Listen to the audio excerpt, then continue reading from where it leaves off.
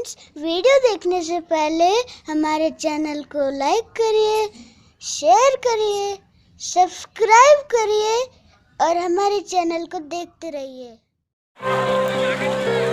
प्रयागराज में माघ मेले की शुरुआत हो चुकी है। 57 दिनों तक चलने वाले आस्था के संगम में लाखों की संख्या में लोगों के पहुंचने का अनुमान है। 11 मार्च को महाशिवरात्रि तक चलने वाला माघ मेला बेहद खास है।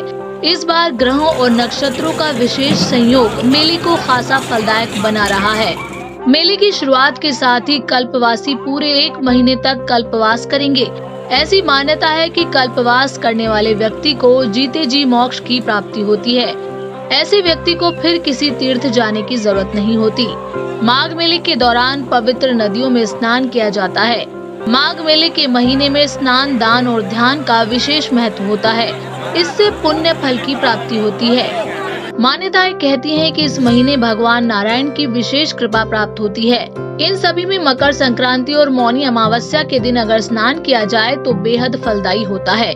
कई लोग तो इस मेले में जीवन मृत्यु के बंधनों से मुक्ति की कामना के साथ आते हैं। क्या है मान्यता?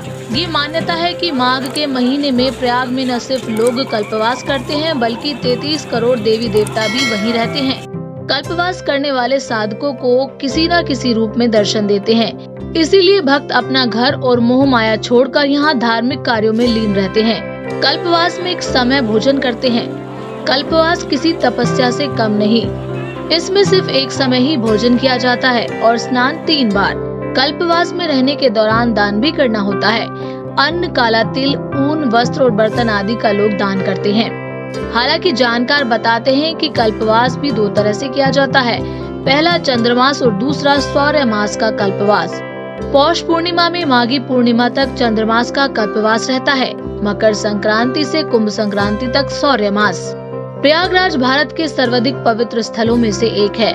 प्रयाग का माघ मेला विश्व का सबसे बड़ा मेला है। हिंदू पुराणों के अनुसार भगवान ब्रह्मा द्वारा इसे तीर्थराज अथवा तीर्थ स्थलों का राजा कहा गया है, जिन्होंने 3 पवित्र नदियों गंगा, यमुना और पौराणिक सरस्वती के संगम पर प्रकाश यज्ञ संपन्न किया था।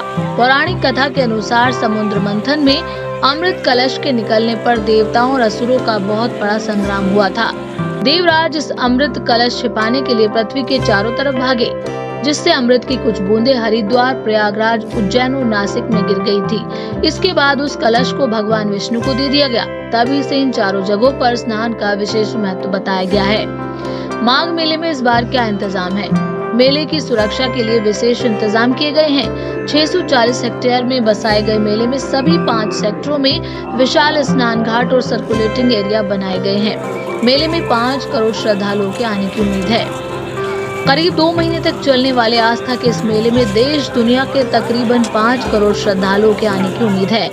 मेले के लिए संगम की रेती पर तंबुओं का एक अलग शहर बनाया गया है। दर्जन भर से ज्यादा थाने और 30 से ज्यादा पुलिस चौकियां बनाई गई हैं। अस्पताल और सरकारी राशन की दुकानों के साथ ही तमाम सरकारी विभागों के दफ्तर भी बनाए गए हैं। साधु संतों और कल्पवासियों के लिए टेंट सिटी बनाई गई है। तो साथ ही लोहे के चकर्ड प्लेट की सड़कें और गंगा नदी पर आने जाने के लिए पीपे के पुल बनाए गए हैं। संक्रमित नहीं होने की रिपोर्ट के साथ ही मिलेगी एंट्री। माघ मेले में केवल उन्हीं व्यक्तियों को एंट्री मिलेगी जिनके पास कोविड-19 से संक्रमित नहीं होने की पुष्टि वाली रिपोर्ट होगी। प्रयागराज से ललित की रिपोर्ट।